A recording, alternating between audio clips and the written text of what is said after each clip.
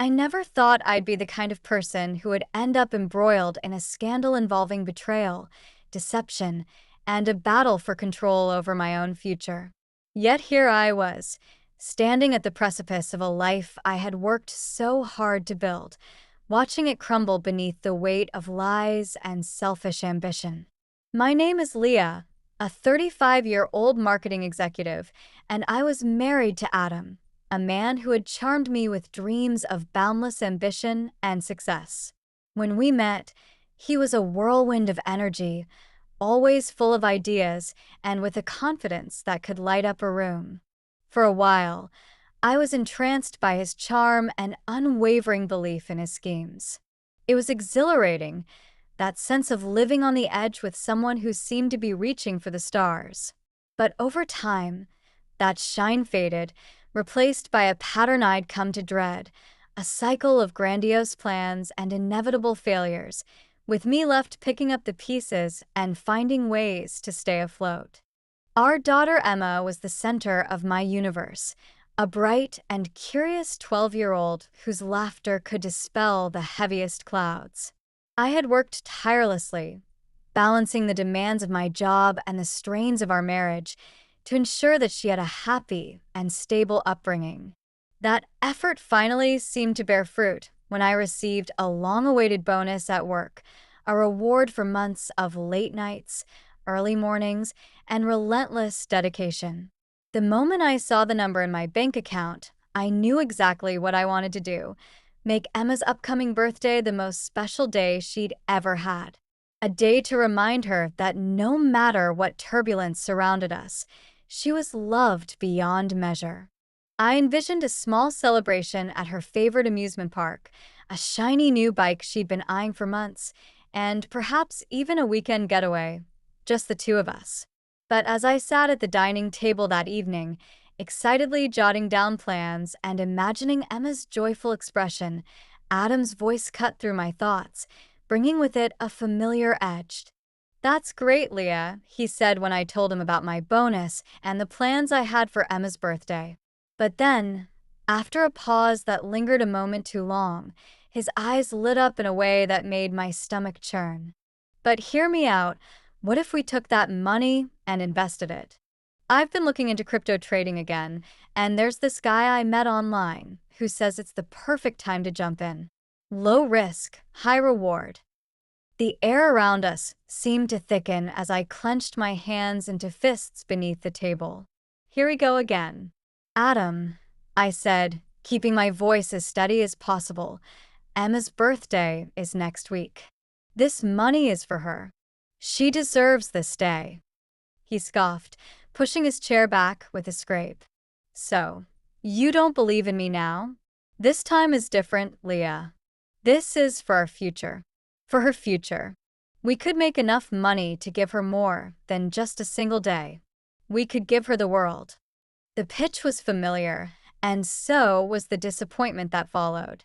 Memories of other sure things that had drained our savings and left us teetering on the edge of financial ruin flashed through my mind. I took a deep breath. "Adam, I've put money into your ideas before, and we haven't seen any returns. This is Emma's day, and that's final."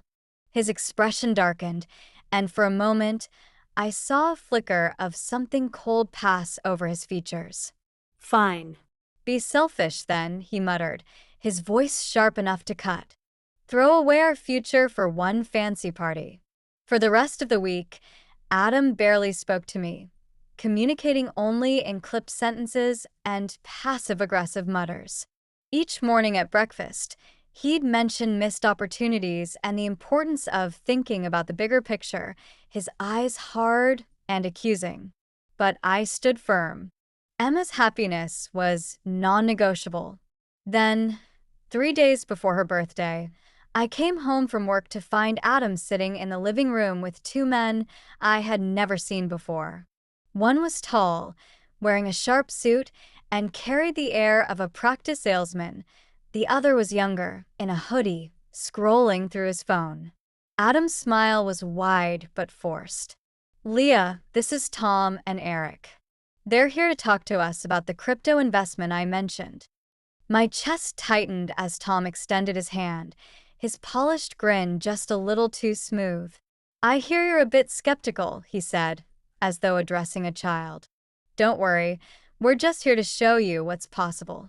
Eric glanced up, offering only a quick nod before returning to his screen. The entire pitch felt rehearsed, their explanations filled with jargon and empty promises. When I asked for concrete proof of their past successes, Tom's smile never wavered.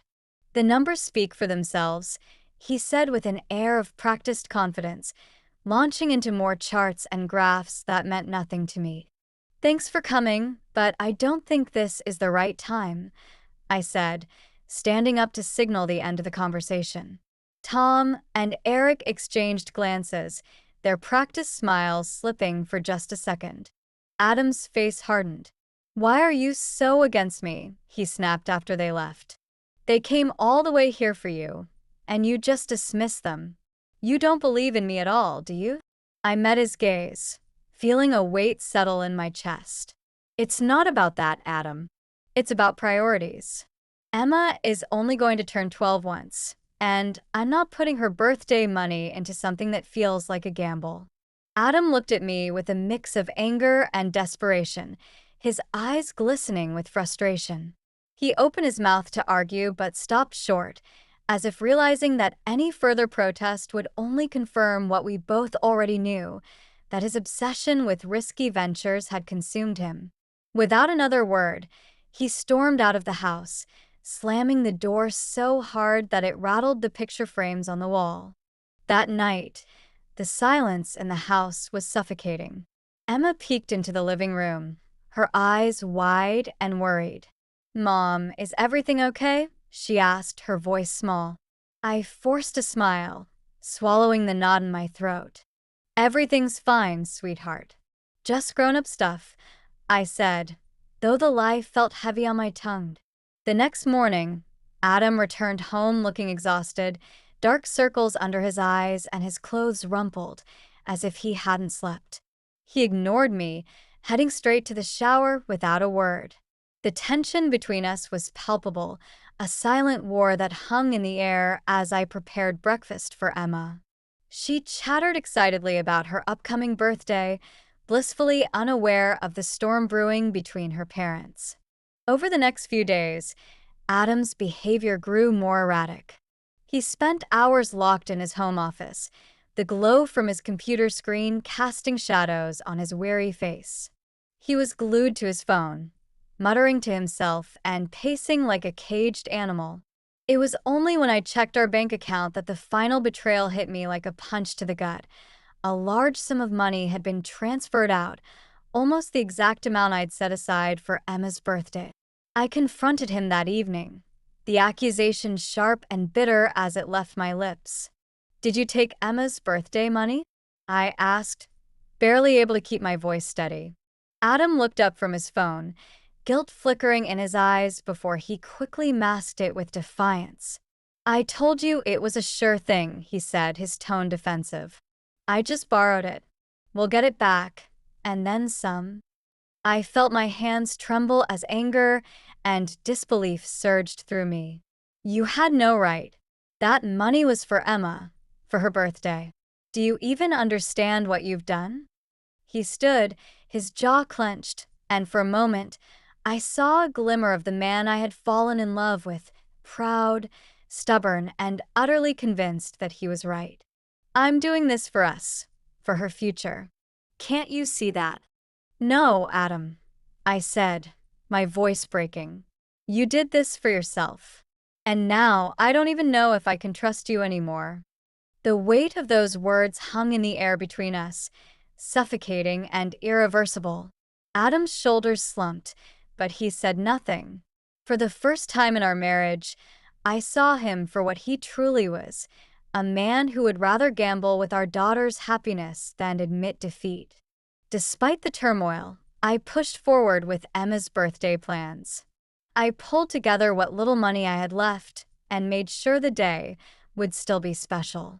We went to her favorite amusement park, rode roller coasters until our voices were hoarse from laughing, and shared a big slice of chocolate cake with her name written in bright icing. Watching Emma's eyes light up as she unwrapped her new bike, I felt a flicker of hope, a reminder that there were still moments worth holding on to. But the peace was short-lived.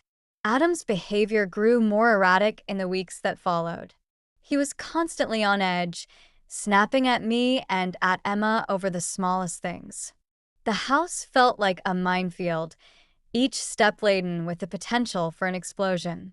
Then one evening, as I cleared the dinner table, I noticed his phone vibrating on the counter. A name flashed on the screen, Kate.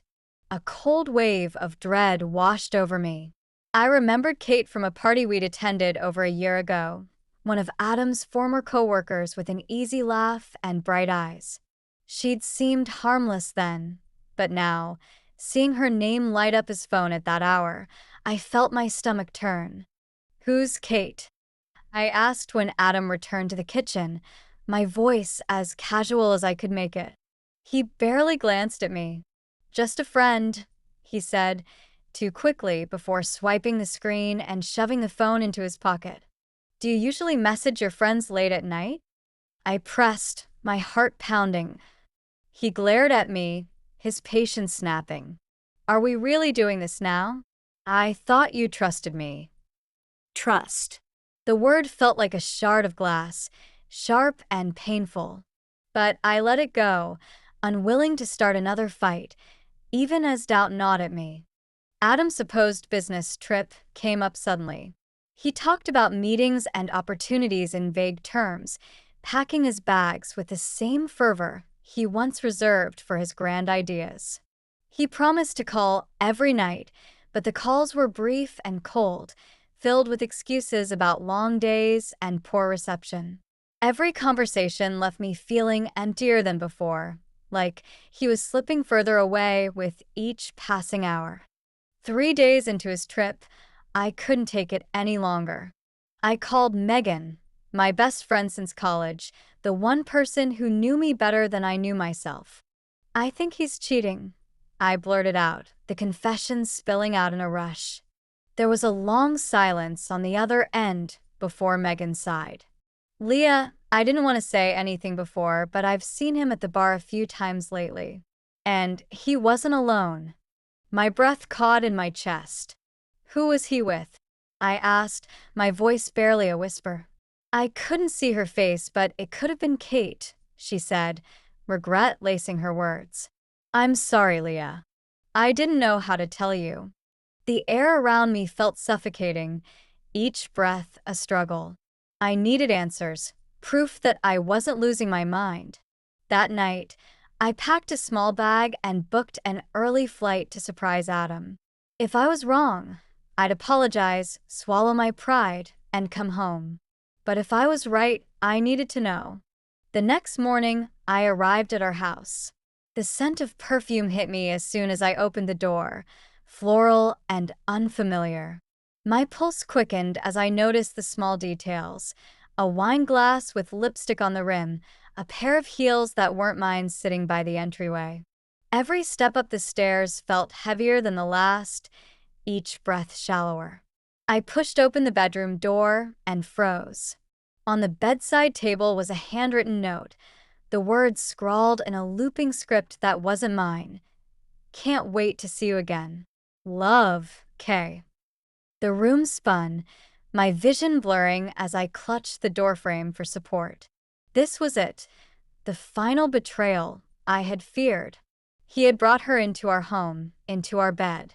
1,000 questions roared in my mind, but they were drowned out by a singular, relentless ache. When Adam returned that evening, his surprise at seeing me quickly turned to panic as he saw the note in my hand. "Care to explain this?" I asked, my voice trembling with rage. He opened his mouth, his eyes darting around the room as if searching for an escape. "I can explain," he stammered.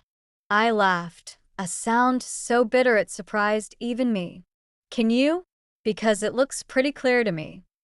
"It was a mistake," he said, his voice faltering. "It didn't mean anything." "A mistake?" I said, my anger rising. You brought her here, Adam.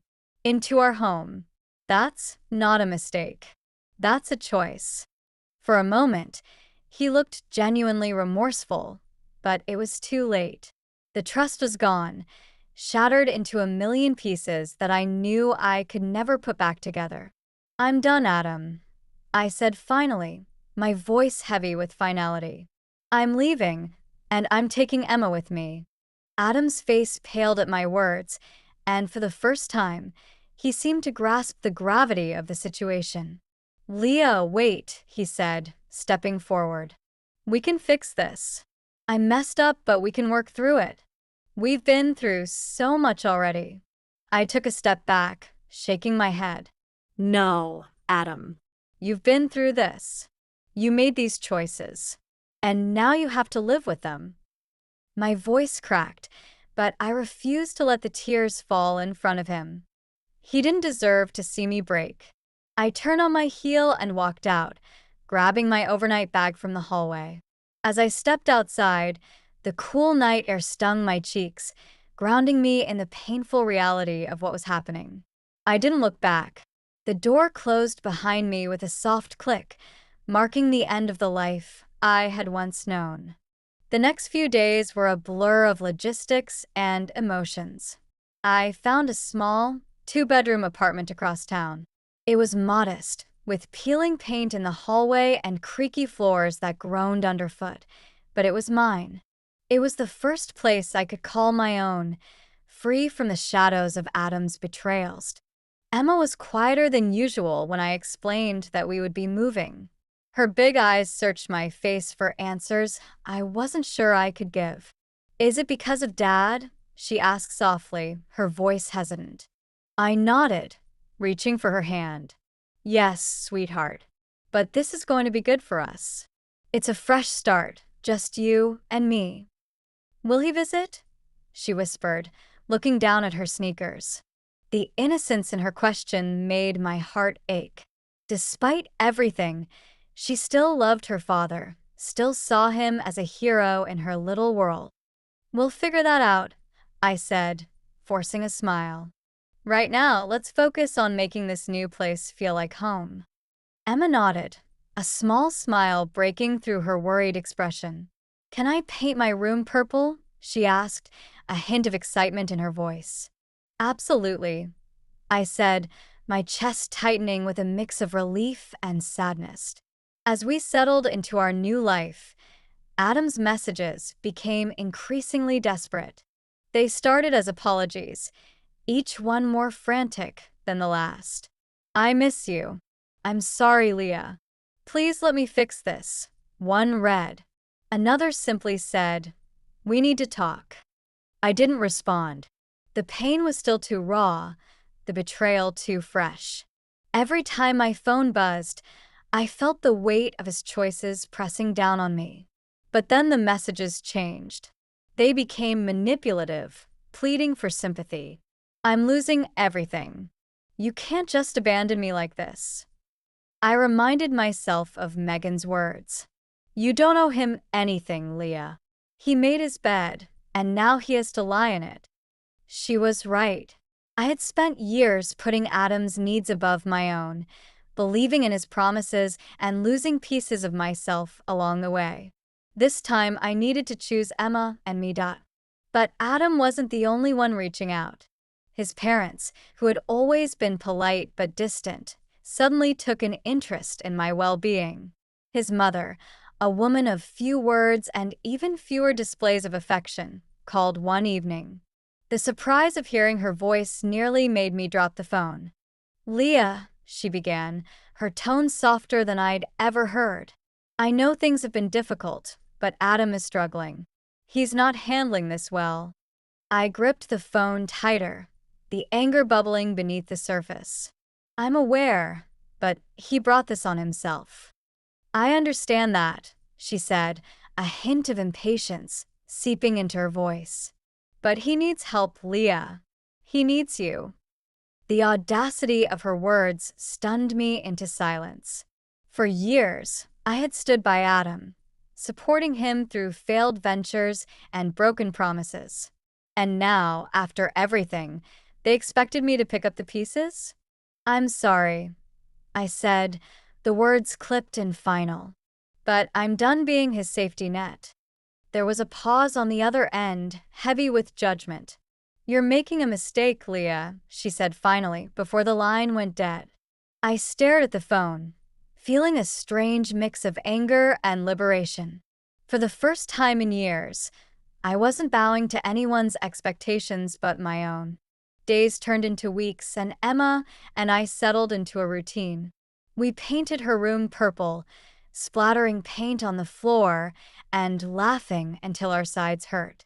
We explored the local park, found a cozy bookstore with a cat that Emma promptly named Mr. Whiskers, and began piecing together a new life, one small joy at a time.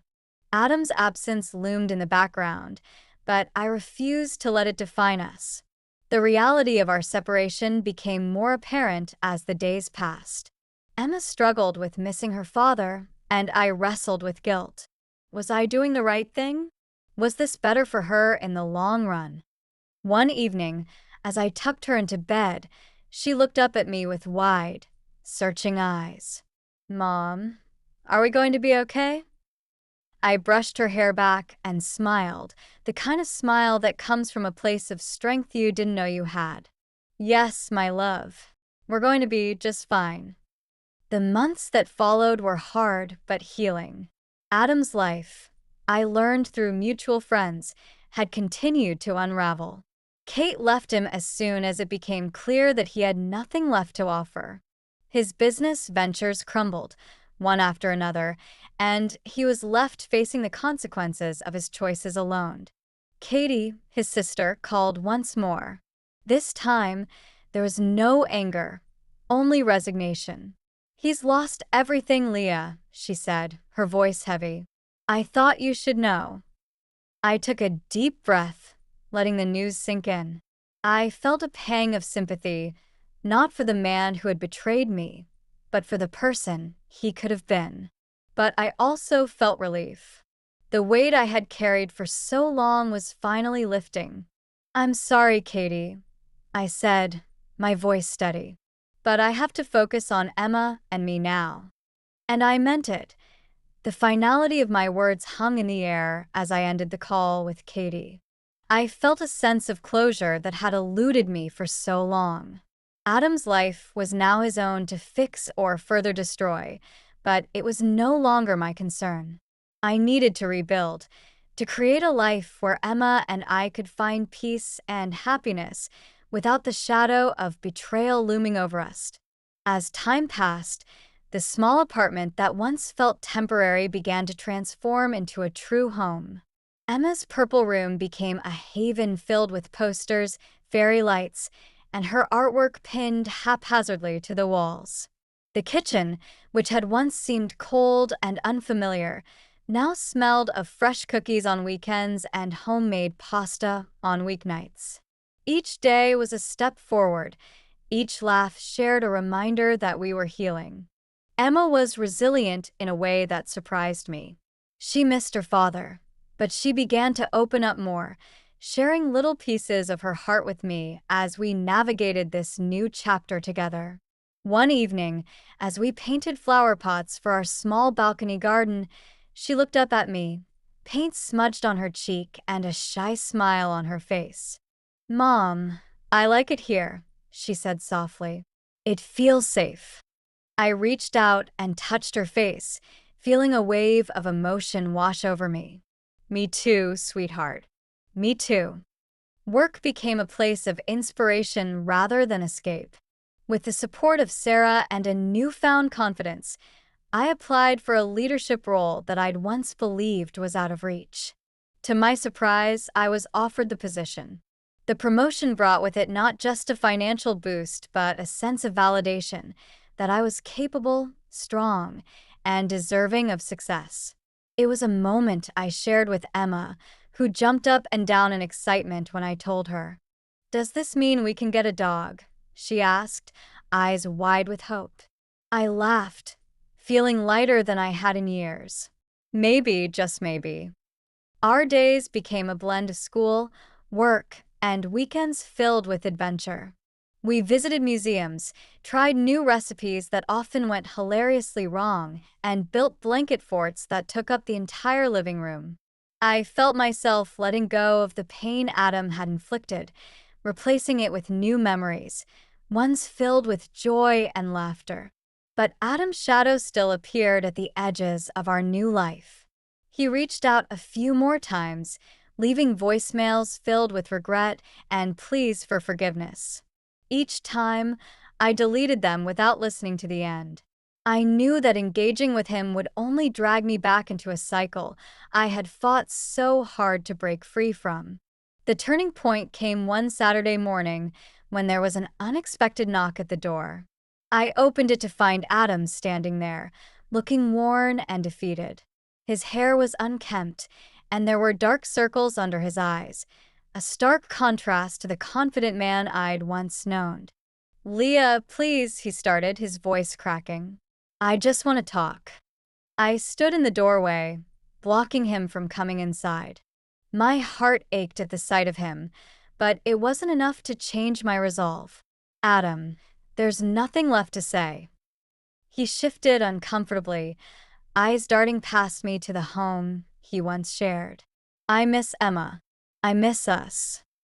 For a moment, the weight of our shared history pressed down on me.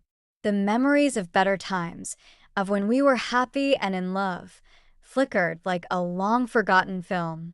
But those memories were just that, memories. They had no place in the life I was building now. "I'm sorry, Adam," I said, my voice firm but not unkind. "Emma deserves stability, and I can't let you disrupt that." He swallowed hard, the realization settling into his features.